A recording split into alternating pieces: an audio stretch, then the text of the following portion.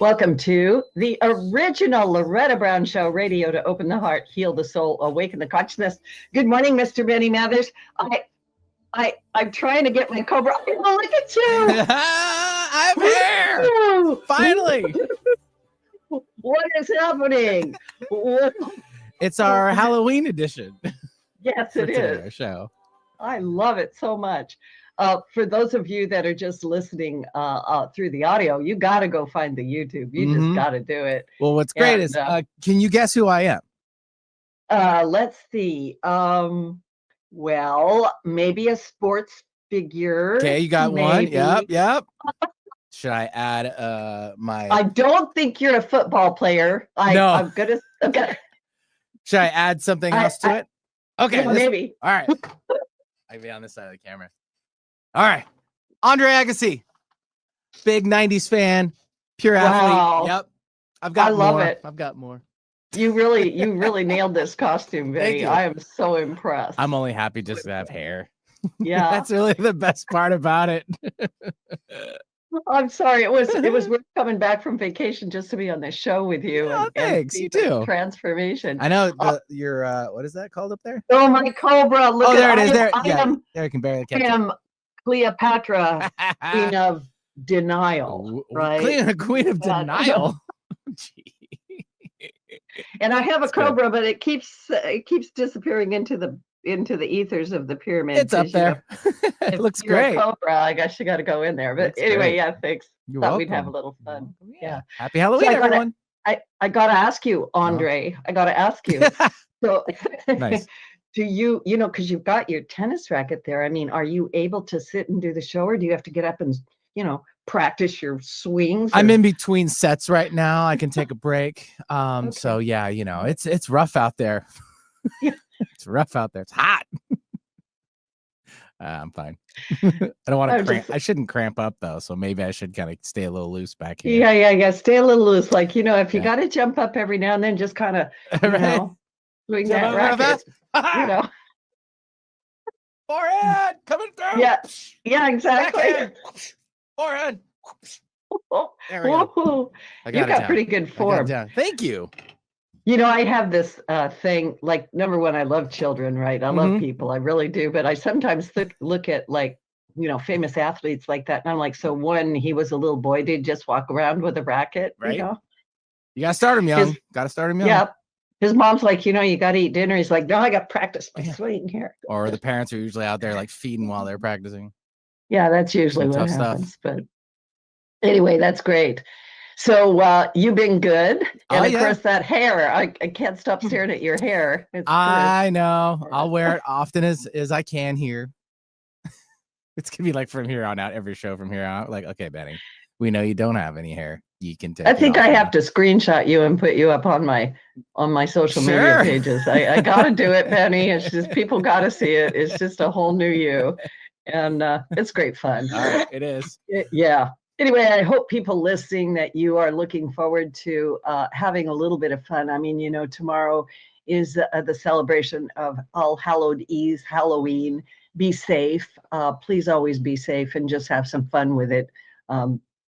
That's kind of what I have to say about that. And then, for everybody that knows, I just got back from an amazing, magical 3-week trip to Egypt and on to Jordan. And I just don't even have any words. I had the most amazing group. I had 12 wonderful travelers that went with me. We did all kinds of lovely prayers and sacred work. And I think it's transformed all of us. So like I say, if you're watching through the visual channels, I do have a picture of the pyramids in the background, and I'm just having a little bit of fun dressing up today. We are going to just jump right into the show. I've got a great show. I've got Ellie Pechet coming in just a few minutes after the astrology report, and you're going to just love her and everything about her. So we are entering a profound evolutionary window. There's so much going on with astronomy and astrology. The discovery and passage of 3I Atlas, an interstellar visitor from beyond our solar system, has come in. I was talking to someone the other day and they're like, what is 3I Atlas, Loretta? And in the beginning of July, there was a team of scientists, the Atlas team, I think they might be from South America, who discovered a object coming to us from outside our solar system, and it is the third object, so there's the 3 in front of it. And there's always a heated debate as to whether or not it's a comet. Is it intergalactic visitors? What is it doing? So 3i Atlas acts symbolically and actually physically. Actually, it's a herald of transformation.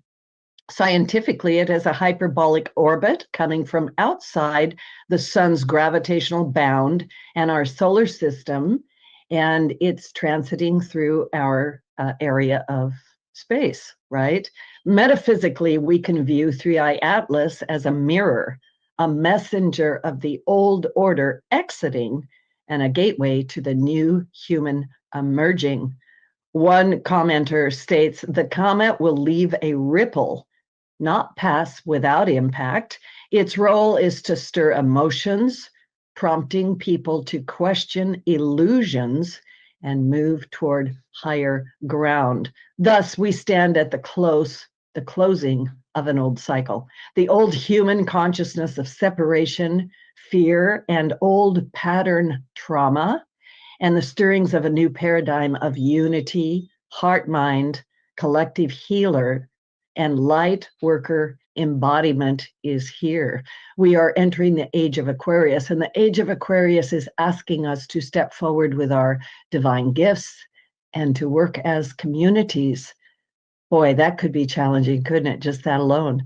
October 29th, which was actually yesterday, 3i Atlas came closest to the sun, passing behind it. It's going to reemerge. We will be able to see it again in November, and then it actually will be closest to the Earth right around the winter solstice. So the effect of it coming in and out, nobody really knows for sure. We do know that there's increased solar activities. My sensitives, to include myself, we are sensitive to the energies and the shifting of energies. And I tell people sometimes we don't actually need to understand all of this stuff. We do need to pay attention to its effect upon us and our own consciousness. And I just always look at everything as an opportunity because I'm that girl. That's the girl I am. So yesterday, October 29th, the planet Mercury shifted out of deep subterranean Scorpio into optimistic and expansive Sagittarius. So Scorpio's introspection is giving way to Sagittarius's big picture philosophy and higher mind. And in practical terms, an easy way to say that, we've been processing beneath the surface, down inside the shadow, the grave, and we can now be voiced, shared, and applied. And a lot of people I'm talking to are, we're doing work on finding our voice or letting go of old trauma, maybe even grief, which I know Ellie's going to help us with today, and finding our way. And when I say the new human, you get to sit with, what does that mean? Meanwhile, the heavy transformational energies of Pluto have turned direct in Aquarius, and the internal shifts of the past have a ripe potential now to be externalized, embodied, structured, let go of what you no longer need. Neptune is re-entering Pisces for a final pass until January 2026. And by the way, whenever things are in Pisces, it's going to be emotional. Emotions are going to come up. My sensitive people are going to be more sensitive. So that just means self-care. Take care of yourself. And this will be a last phase of dissolving illusions. It will be spiritual recalibration, closing old dream cycles before the next wave. There are those that believe we dream our existence into being. And oh boy, that's a whole workshop right there. All of this signals that we're transitioning from our inner work into outer expansion. The deep trenches of healing, shadow work, grief clearing. Many of you have done it. Many of you have not done it. Many of you would like to know how to do it. And now the task becomes, how do we bring that into form and into manifestation? In other words, how do we use it to change our lives for the better and for those around us. We had a new moon at 28 degrees, and that was in Libra. We actually have 5 more new moons over the next 5 months at 28 degrees. So it's going to go all the way into March of next year. And I have to tell you that it's really a big deal. 28 degrees is almost at the end of a sign. There's only 29 degrees in an astrological sign.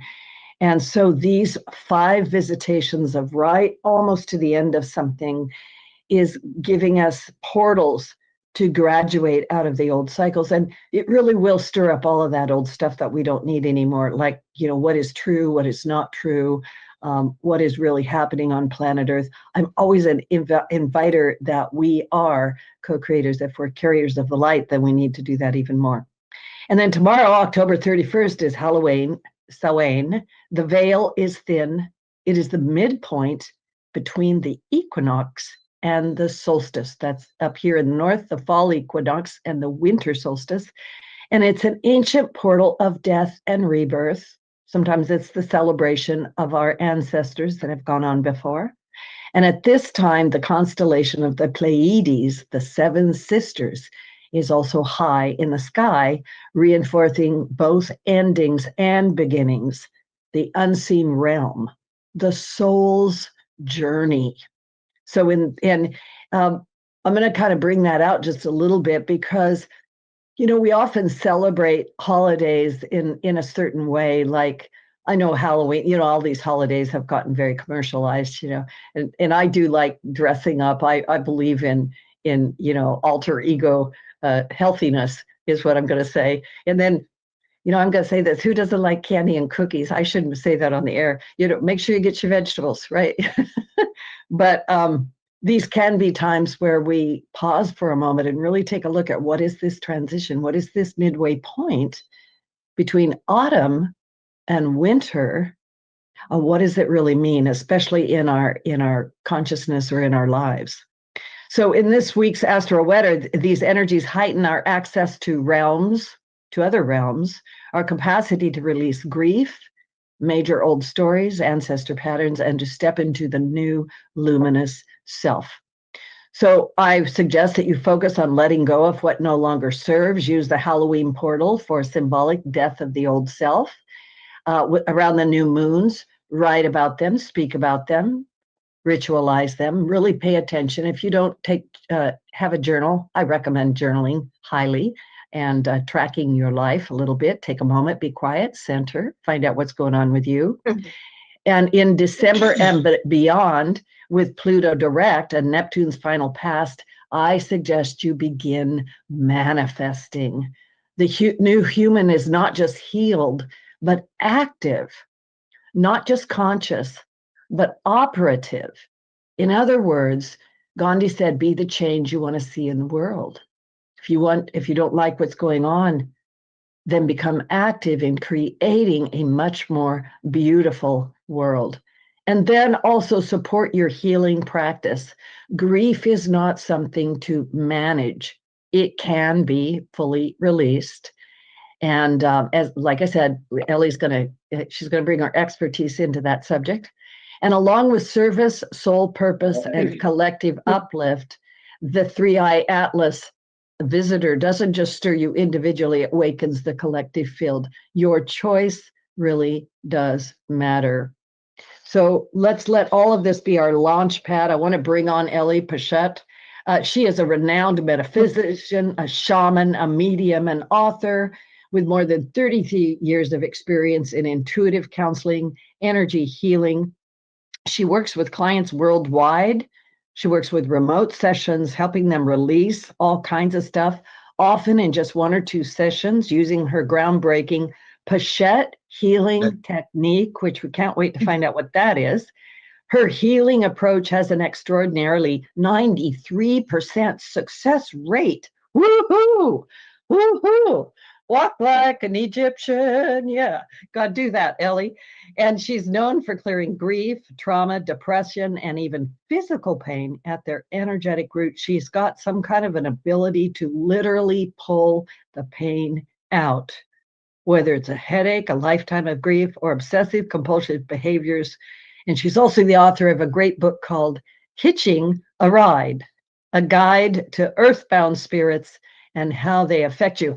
Ellie, I can't think of a better day for you to be on my show. Whoa, welcome to the show. You're like the cosmic queen of all that is. You showed up right on time. It's great to have you. Oh, thank you. It's great to see you again. Yeah, even though I'm the queen of denial today, so you're going to have to help me work my way through my denial issues. I will. Right? We can do that. Thank you. You look great. I love your costume. Oh, thank you. I'm just sad that my little cobra can't, like. Oh, I see it. My little cobra. That's great. Where'd you find that? Oh, Amazon, right? Uh-huh. Get Beautiful. your Halloween costumes on Amazon. I want to ask you about your background. Tell me about your background. You have someone there, a woman behind you on the background. Oh, the background is, I just thought it would be fun to use the background of my book cover and, Hitching a Ride. As you can see, we have the woman behind me on my, on my left. Yeah. Right, is would represent a person's either guide or loved one who has come back to help, and the person in the hoodie on my right, the audience's left, is what I talk about a lot in the book Hitching a Ride. It's a negative entity, probably an earthbound spirit, and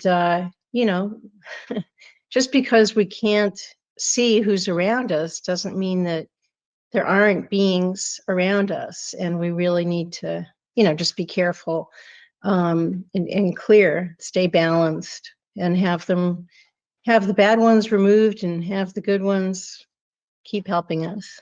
Well, and since you're here on the day before Samhain, right, Halloween, and also because there's just so much going on, like the astrology report was so in alignment with you that it kind of tripped me out a little bit.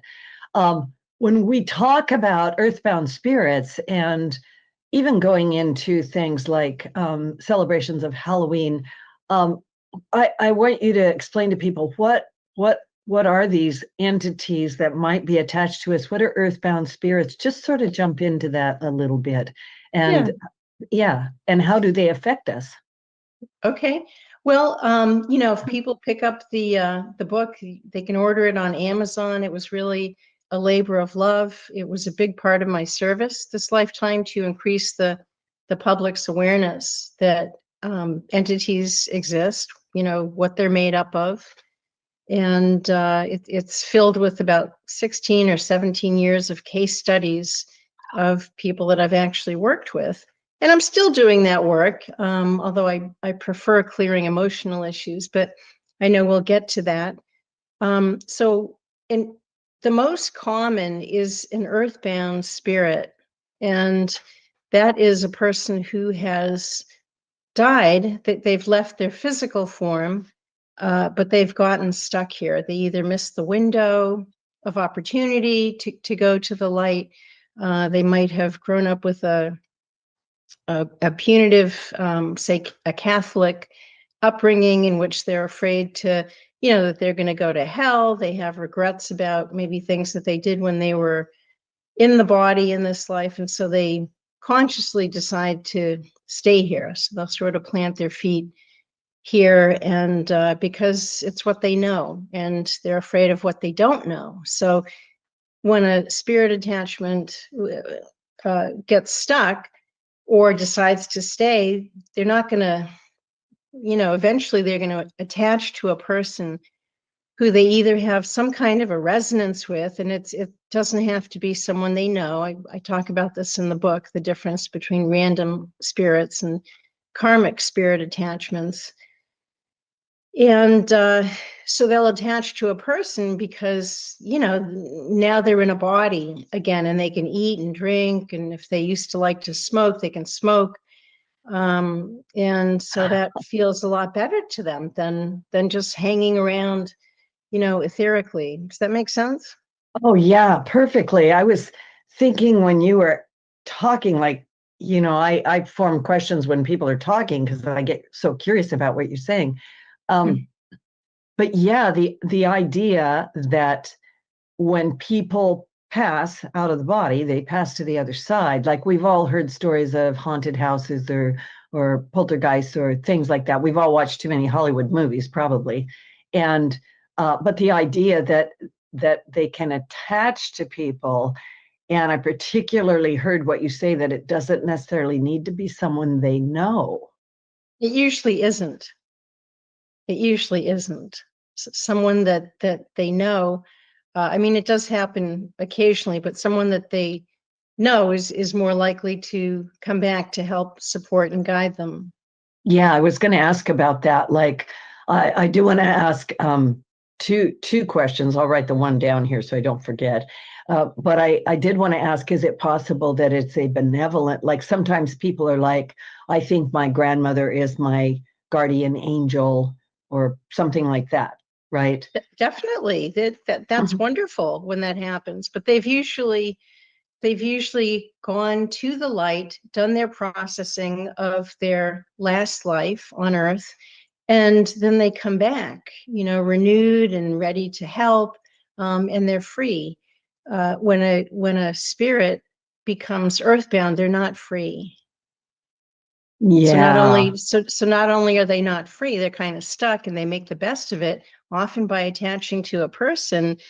But the bigger concern is that it stops their soul progression. Oh, that's big. Yeah, that's really big. That's big. Does that go both ways, like both for the one that has dearly departed and the one that's here, like stopping the soul progression? Only for the ones that get stuck here. The ones who go Wow. back to who go to the light, process their previous life, learn what they need to learn, and then choose to come back to help, one or more loved ones. They're not stuck, and they haven't stopped their soul progression. They have enhanced it. Is it possible for I'm trying to figure out how to ask this question because I know you know the answer. When someone passes away, where they don't go through the light and they stay attached to a family member, or a family member will almost like lasso them and keep them here so they're earthbound. Does that question make sense? It does make sense. And, it doesn't happen just with humans. It happens with pets. Sometimes, like I just recently worked with a woman in another country. I think it was maybe Sweden. And her dog had already outlived her life, her normal lifespan. And she was so close to the dog that she didn't want to let her go. She didn't want to let her transition. So the dog kept hanging on and hanging on. And meanwhile, she was suffering physically a lot. And so she signed up for a session with me and sent me a picture of the dog. And I was like, oh my goodness, this dog needs help transitioning. And a lot of times I work with a picture, whether it's a person or a pet or a relative, and the work is just as effective as if I was meeting with them like I'm meeting with you remotely. But anyway, the main point of the session for the dog was to let her know that, that she could go, that her human would not be upset with her, and that she would be okay. And it felt really good. And a few hours after the session, she transitioned. The human let me know. So it was good. Wow. Yeah, I think it's really important to take a look at this. I always say death is an awkward conversation. Like it's one of our almost taboo subjects, Mm-hmm. And when somebody dies, nobody knows what to say, right? And trying to deal with, the reality of it or the grief of it is a super challenging thing. And I'm going to say this: not all grief support or counseling is useful. right? It does. Yeah, it doesn't have to be difficult or complicated. You know, our society tends to avoid things that are not light and fluffy. And, you know, the reality is that when a person transitions, why don't we turn that into a celebration of life, and also relief, that knowing that they're probably feeling a lot better than when they were in the body, especially if they were sick. And so when it comes to humans, to answer your question from before, it is important to let them go, and because otherwise, if a person who really is attached, you know, to their loved one who has recently died, and they're just in a really poor state, really anxious, really grief, don't want them to leave, they can hold them here, which is not good for that soul. They do need to move on, and they need to know that their loved ones here on the earth plane are okay and will be okay. And they will come back. They will come back, but in much better form, and, you know, after doing their work. So there's no getting stuck. Does that make sense? Yeah, it really makes sense. I'm thinking when you're talking that, you know, because we all have this in our life where we've ran across someone who, number one, is stuck in grief. They can't let the loved ones go to the other side. They can't, almost as though if they let go of their grief, they're letting go of them. They can't do that. And then I also have the other thing where people want to go with them. Like, oh, they're over there and they've left me here and I want to go with them. Right. That's right. We you know, we all hear stories about, you know, especially for older people, that, you know, that when one leaves, the other one wants to join them, and sometimes does, maybe like a year later. Yeah. They pass too. So, you know, that there's a difference between being so stuck in grief that a person doesn't want to live anymore.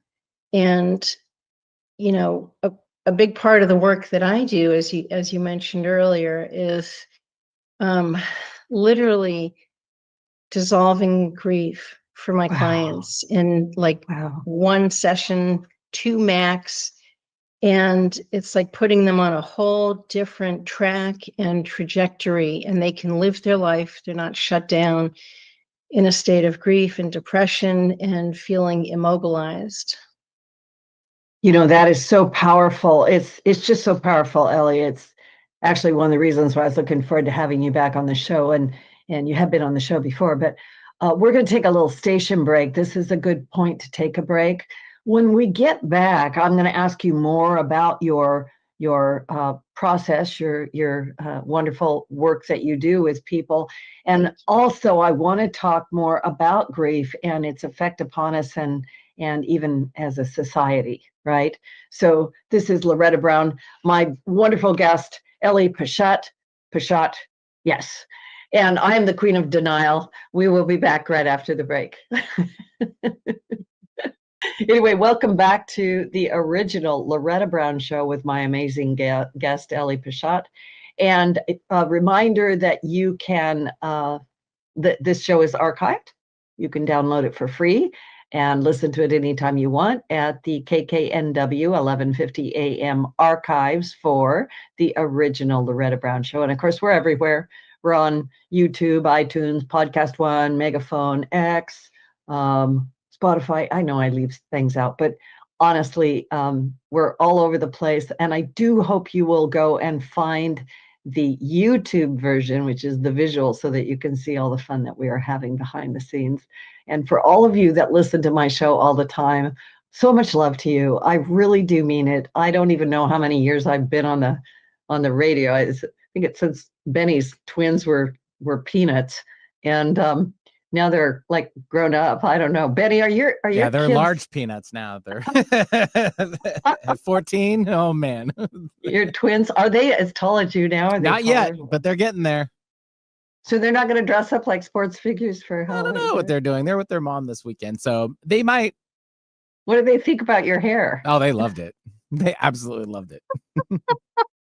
Thank you for that. But anyway, these shows are archived and you can go and download them. And you can find the other show that I did with Ellie, which was earlier in this year, might have been around March, and listen to that one too, because she's great. She is the real thing. And this is just me putting a plug in for her, because everybody that knows me knows that I'm very selective who I promote, who I stand behind. And she's the real deal. She's helped a lot of people. She's been out there, and just know that at least she's got my, queen of denial, Thanks,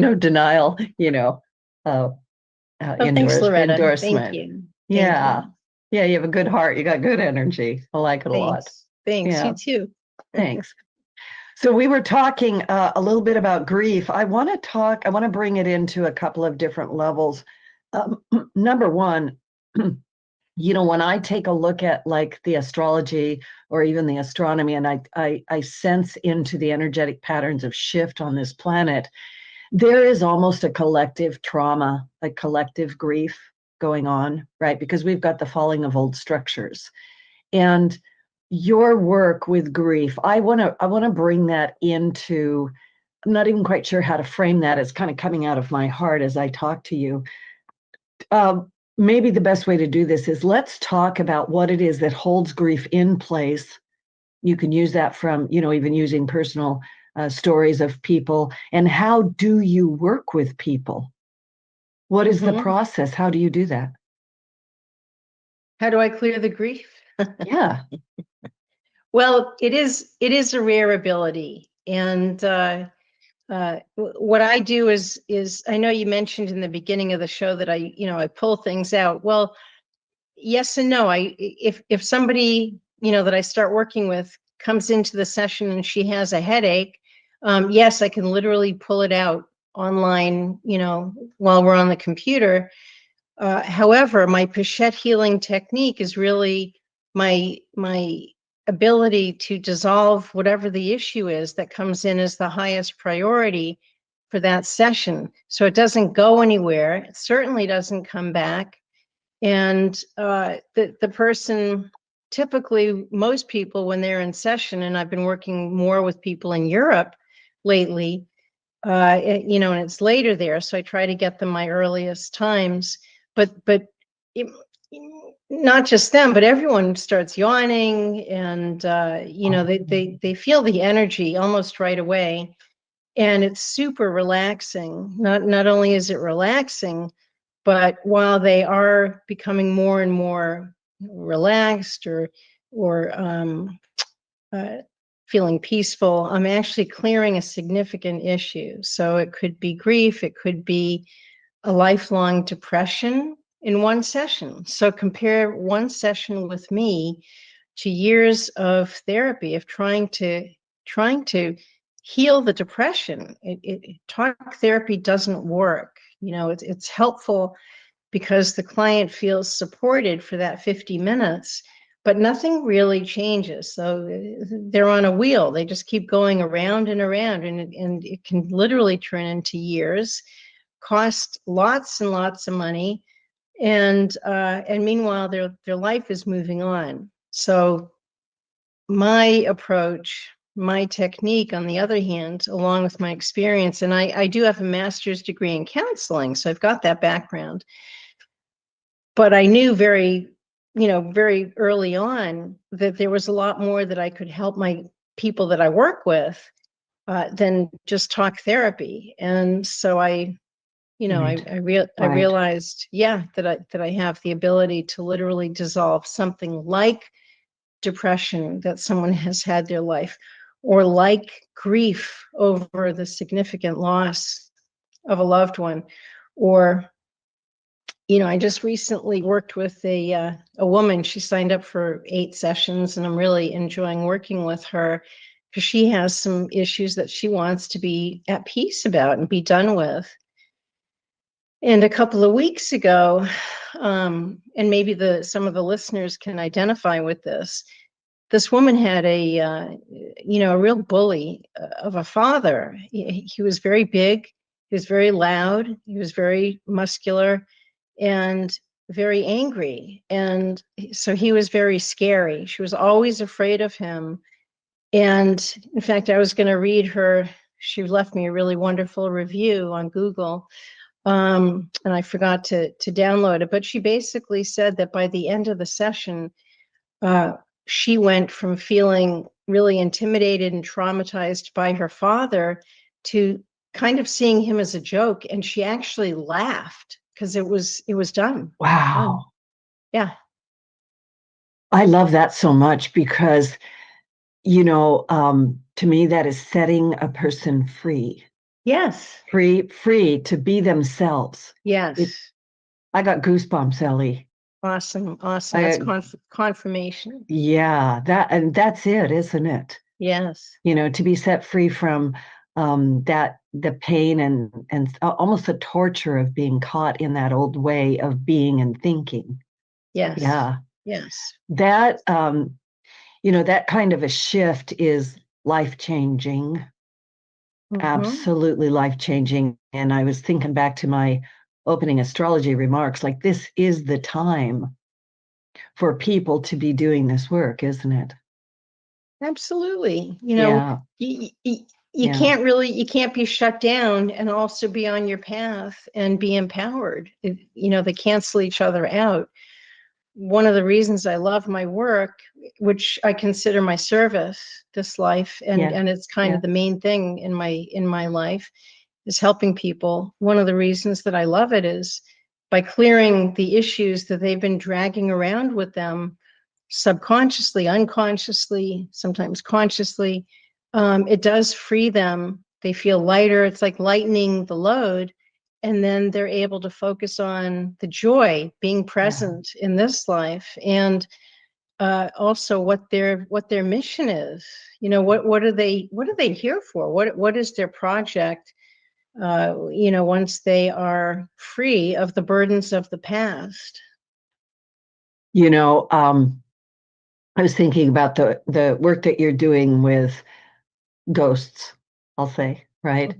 A long time ago, I studied ghost healing, which is actually the releasing in its own right of your inner demons, the ghosts that you create yourself, or these old patterns that follow you around, which act like entities or ghosts because you feed them so much they become, have power over you, and you are in your own right. You are doing that in many different forms, right? Yes. It also is just an observation on my part that this feels intrinsic to you, that you know how to do this. You've known how to do this. You came in knowing how to do this, if I could say such a thing, right? So past lives are some sort of a connection to that. I love that. So I'm just validating you because it's coming through me. So I'm just saying it on the air, right? Oh, thanks. I'm just saying it. I'll be just say it. Me and my little cobra, we will support you. Anyway, for the healing. When you are, because there's a couple of different things here. I don't know if you can even answer this question, but when you're working with people, how do you figure out what the root cause is and decipher between this is an attachment or a ghost or earthbound spirit, and this is their own stuff, or this, a disease, or it's kind of a big question, but it all goes back to how do you determine the root cause of what's going on? Yeah, that's a really good question. So one of the ways that people can become more susceptible to picking up earthbound spirit attachments and other types of attachments is if they have a really heavy load of unresolved issues from the past. So, they might come to me and have both, an issue with entities and also emotional issues that they want to be free of. And so the first thing I always do is I'll check to see if they do have one or more entities. And then that's always the first focus. because otherwise the entities will block the healing work I do. They're very destructive. So then when I make sure that there are no entities, then we move on to the core issues. I do have the counseling background that goes way back. And when someone signs up for sessions with me, I'll send them a few forms. One of the forms is a list of what they feel their issues are. And I'll scan the form and, we'll be talking. We talk the first roughly 15 minutes of each session. And usually what needs to be cleared will actually bubble up to the surface. So, it's the unconscious way of saying, hey, kind of raising its hand, I need to be dealt with. So whether it's grief or depression or anxiety or a phobia or a, really difficult relationship with a mother, it will bubble up to the surface as we're talking. And then at one point, I'll actually hear the exact wording. And that's my guides that are working with me.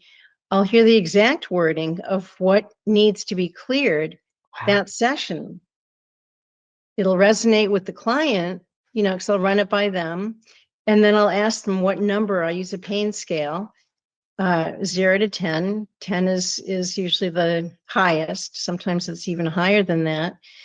And then I also come up with the imprint that they need most at the end. So if someone, for example, comes to me and the first issue that needs to be addressed is that they feel hopeless, which there is a lot of that going on now. A lot of people are feeling hopeless, are really struggling. Yeah. So just for example, if that comes up for that client, then the imprint at the end, and I'll do an energetic imprint where I imprint the neural pathways and then each major energy center in the body. And that also becomes their affirmation, which will reinforce the imprint that I did. So if someone comes to me and they're feeling hopeless, their imprint that will be most helpful for them might be hopeful. And so that becomes their affirmation. I am hopeful. Oh, I love you talking about your work. This is fantastic. You love it, don't you? I do. Thank you. Yeah, no, I love it. I'm like, yeah, go Ellie, go girl. Well, because it really is what's going on right now. And, I sometimes look at the world around us and there's so much happening that is stirring people up and bringing up issues of hopelessness, or do we have disempowered, we have no power, we have no voice, we're whatever it is. And I learned a long time ago, and I think you probably do too, there's a certain, what I call exacerbation of a issue as it's getting ready to exit. And so this catalysting of this unresolved trauma or the depression, the OCD, ADHD is, ADD, this is other things, spectrumy, neural issues, neurodivergent, we have all these things that are rising up right now. And even diseases, right? Cancer and MS, and up here in the Pacific Northwest, we have a lot of that MS stuff. You can deal with anything and everything to a certain extent. How would you answer that question? Absolutely. Okay. Absolutely. And you know what? When you were saying that I'm at 93% effectiveness, I think it's actually gotten higher. That was a few years ago. Yeah. Yeah, I'd give you a 98, 99.9. It's pretty uncanny. Can I share a quick example? Yeah, I'd love to have you do that. Yes. Yeah. So a woman heard me on another interview that I did. I forget the guy's name in the second, but it was more on the working with entities and spirit attachments. And she's a RN, and her daughter, she has a few kids, but her daughter, who's in her early 20s, has she's autistic and also had a lot of OCD behaviors, and she would run up and down the stairs constantly until she was exhausted, and she would try to keep going. She would, brush her teeth until her gums started bleeding, and she would still keep going if her mother didn't, stop her. And those are just two examples. And the mother was really at her wit's end. Her husband was at his wit's end. And she signed on for some sessions with me. I think it was like 5. And, the first thing that I needed to help this young woman with, and I worked with just using her picture and the information that the mother gave me. The first priority was she had some really bad entities. She had a couple of demons with her that were really driving the behaviors. And so anyway, I removed the entities. Then I did a couple of core issues that came up that really needed to be healed around her not feeling wanted. And the last thing I did, the mother had, there was one more session. And so everything was good. And I said, you know what, let me see if I can help with the OCD. And so that was the focus. And of course, she's in her 20s, right? She's had OCD for a very long time, or she had OCD for a very long time, until I did this one session on it. The next day, the mother told me, and it's continued. She told me that the OCD, all the obsessive behaviors had gone from a 10 on a scale of 0 to 10 down to a 2. And mother was she's just been thrilled with the results. Yeah, that to me is so exciting. Because that brings in a functionality, an ability to show up differently, and to, like I always say, to figure out how to, be who you're truly meant to be. And for me, the ultimate joy is when people connect with their purpose or their gifts, and they start living a very meaningful life, as opposed to, treading water or just making it through. Absolutely. And not only was the work that I did helpful and relieving for the young woman, it helped the entire family dynamic, and they're able to relax and not be stressed and wondering what's going to happen next. Is she going to throw furniture? Is she going to, you know what I mean? So the ripple effect, very important. Because I've got, I'm sitting here thinking, that can a parent, if they have a child that's spectrumy, autistic, ADD, all of these things, neurodivergent, can you do work on that child with the permission of the parent if the parent contacts you? How does that work? Yeah. Okay. Yeah. Well, right. So yeah. Yeah, you understand my question. Right. Yeah. On the behalf of the child. Yeah. Yeah. Good. Yes. Now but that being said, if I don't interfere with life purpose or life lessons. So if, for whatever reason, this young woman was, meant to come in and have the experience of being autistic, then, I'm not going to try to mess with that. But if there are things on top of that, that are interfering or causing unneeded commotion and destruction, I'm going to clean all that up. Yeah. Thank you for that clarity. I was kind of looking for that.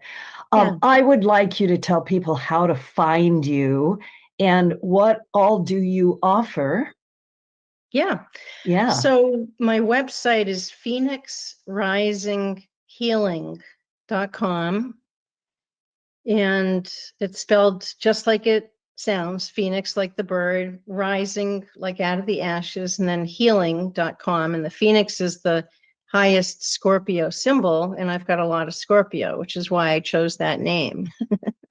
Woohoo! Yeah. So helping people rise up. So phoenixrisinghealing.com.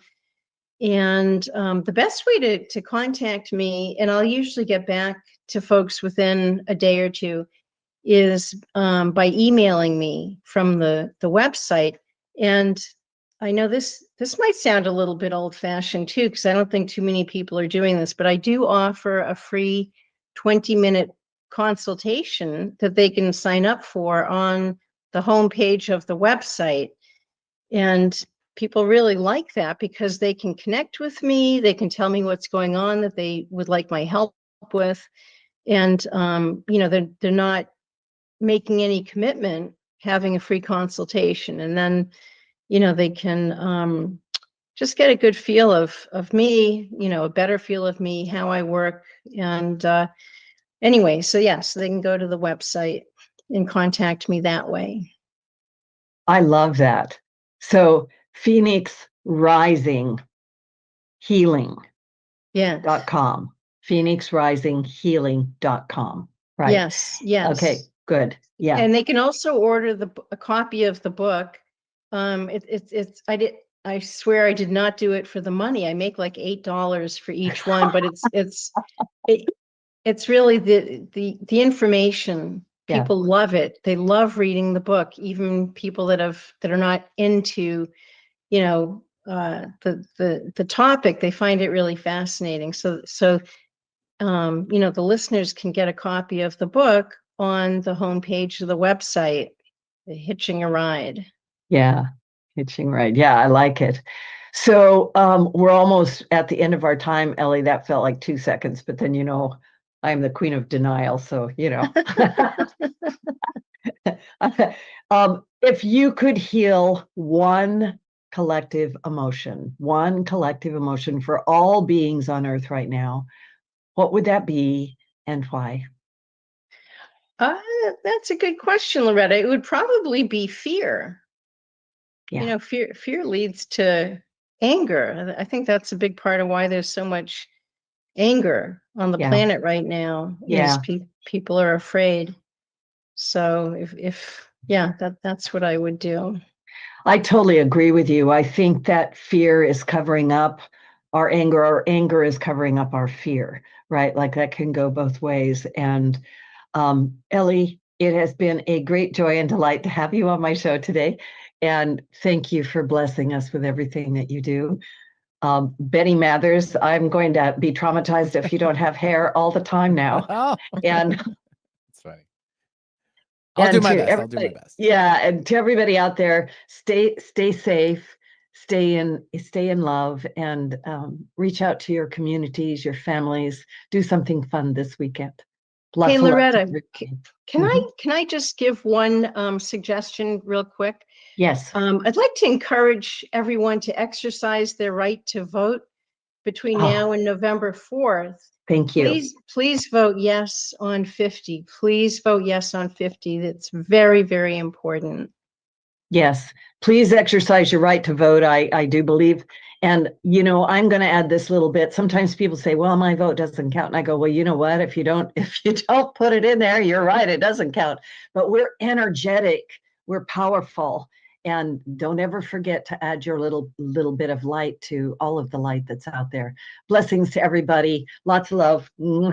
And have a great week. I'll talk to you next time.